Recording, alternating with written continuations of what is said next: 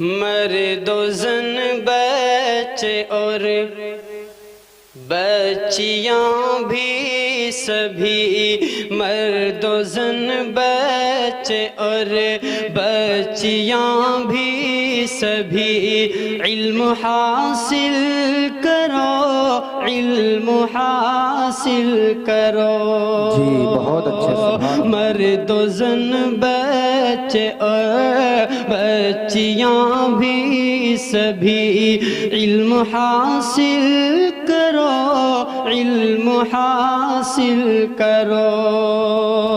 یہی فرمان رب، یہی قول نبی، یہی فرمان رب، یہی قول نبی، علم حاصل کرو، علم حاصل کرو۔ زندگی کی اندھیروں بھری راہ میں، آہ میں واہ میں اور ہر چاہ میں، زندگی کی اندھیروں۔ الحمدللہ الہادی الی سبیل الرشاد، الی سبیل الرشاد یہدی من یشاء الی طریق السداد ویضل من یشاء بعد له الی طریق الغی والفساد، والصلاة والسلام علی رسولہ الناصح الصادق الامین۔ اما بعد، قال اللہ تعالی فی القرآن المجید والفرقان الحمید، اعوذ باللہ من الشیطان الرجیم، بسم اللہ الرحمن الرحیم۔ لا اکراہ فی الدین، قد تبین الرشد من الغی۔ محترم حضرات، سامعین کرام، السلام علیکم ورحمۃ اللہ وبرکاتہ۔ اسلام کی فطرت میں قدرت نے لچک دی ہے، اسلام کی فطرت میں قدرت نے لچک دی ہے، اتنا ہی یہ ابھرے گا جتنا کہ دبائیں گے۔ آج اسلام دشمن طاقتوں کی طرف سے یہ اعتراض بڑے زور و شور کے ساتھ اٹھایا جا رہا ہے کہ اسلام اپنی بلند تعلیمات نہیں، اپنی طاقت کے بلبوتے پر دنیا میں پھیلا۔ اسلام کی حیرت انگیز اشاعت اور دنیا کے کونے کونے میں اتنی سرعت کے ساتھ پھیل جانے کا راز یہ ہے کہ مسلمانوں نے اسلام پھیلانے کے لیے تلوار کا استعمال کیا، زور و زبردستی سے اپنا کلمہ پڑھوایا۔ یہ اعتراض جتنا شدت کے ساتھ اٹھایا جا رہا ہے، حقیقت یہ ہے کہ یہ اتنا ہی بے وقعت اور کمزور ہے۔ کوئی معمولی سمجھ رکھنے والا انسان بھی اگر اسلامی تاریخ کا مطالعہ کرے تو اسے بھی اس کے غلط ٹھہرانے میں کوئی تعمیل نہیں ہوگا۔ اسلامی تاریخ کا ہر قاری یہ فیصلہ کرنے پر مجبور ہوگا کہ مسلمانوں پر کلمہ اسلام تلوار کے زور سے پھیلانے کا الزام غلط اور بے بنیاد ہے۔ اسلام دنیا میں اپنے اعلیٰ تعلیمات کی وجہ سے پھیلا۔ اسلام کی اشاعت میں لوہے کی تلوار نہیں، اسلام کے بلند اخلاق کی تلوار تھی، جس نے وہ کام کر دکھایا جس کو بڑی سے بڑی فوج اور بڑا سے بڑا لشکر انجام نہیں دے سکتا۔ قرآن شریف میں صاف طور سے اعلان کر دیا گیا، لا اکراہ فی الدین۔ سورہ بقرہ پارہ نمبر 3 کے اندر ارشاد فرمایا، دین کے معاملے میں کوئی زبردستی اور جبر نہیں ہے۔ قرآن شریف میں صاف طور سے اعلان کر دیا گیا ہے کہ جس کا جی چاہے ایمان کی دولت سے مالا مال ہو اور جس کا جی چاہے کفر و شرک کی تاریکیوں میں بھٹکتا پھرے۔ اسلام کسی کے اوپر جبر و تشدد کر کے اپنا کلمہ پڑھوانے کے حق میں نہیں ہے۔ آئیے اشاعت اسلام کی ابتدائی تاریخ کا مطالعہ کریں تاکہ یہ بات کھل کر سامنے آ سکے کہ اسلام دنیا میں کیسے پھیلا اور اس کی اشاعت تلوار کے استعمال کا نتیجہ تھی۔ یہ اس کے بلند تعلیمات کی فیوز و برکات تھی جنہوں نے ساری دنیا کو مجبور کر دیا کہ وہ اسلام کے دامن میں پناہ لے۔ دنیا کفر و شرک کے اندھیروں میں بھٹک رہی تھی، انسان خدا کو بھول چکا تھا، خدا کی ہدایت سے ناواقف اور خدا کے راستے سے ہٹا ہوا تھا۔ ظلم و زیادتی ہر طرف عام تھی، جرم کو جرم اور گناہ کو گناہ سمجھنے کا احساس تک ختم ہو چکا تھا۔ ایسا خوفناک ماحول تھا اور ایسے ماحول میں اللہ کے رسول صلی اللہ علیہ وسلم مبعوث کیے گئے۔ اللہ کے رسول صلی اللہ علیہ وسلم حق کی طرف بلانے والے تنہا تھے، خدا کے راستے کی طرف پکارنے والے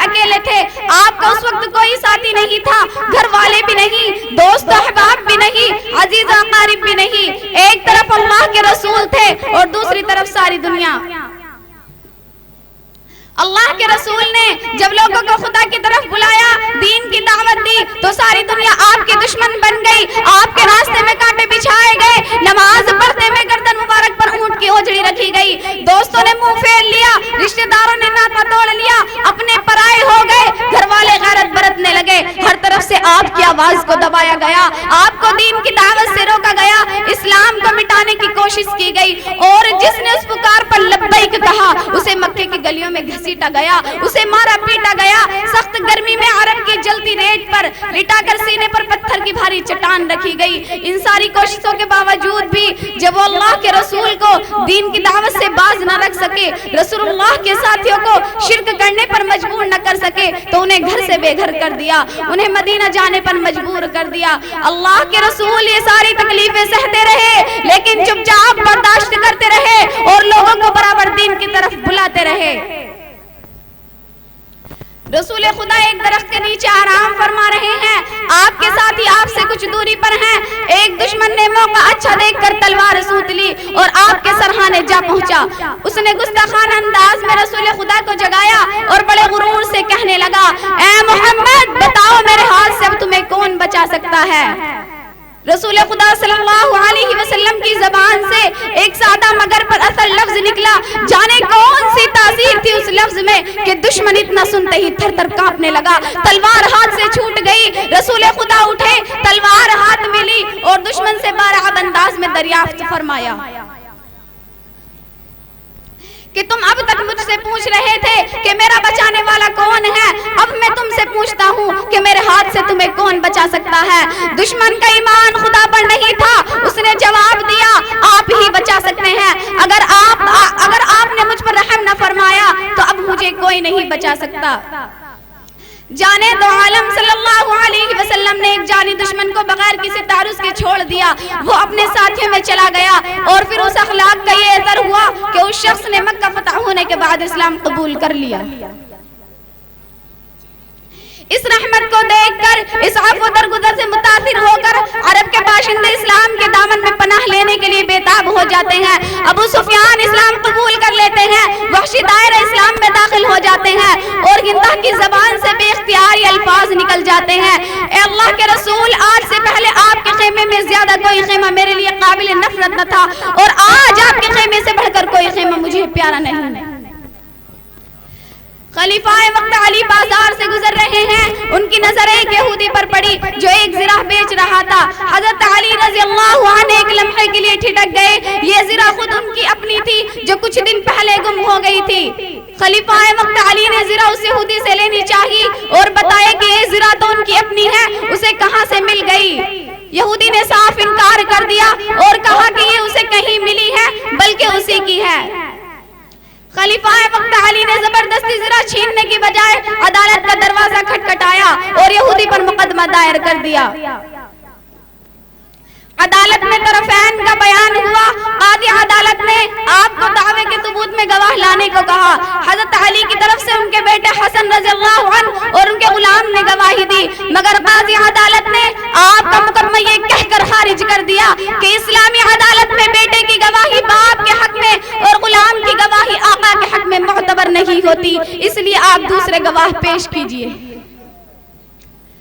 हजरत अली रज़ी अल्लाहु अन्हु दूसरे गवाह पेश न कर सके और कादी के फैसले को कबूल करके वापस चल दिए।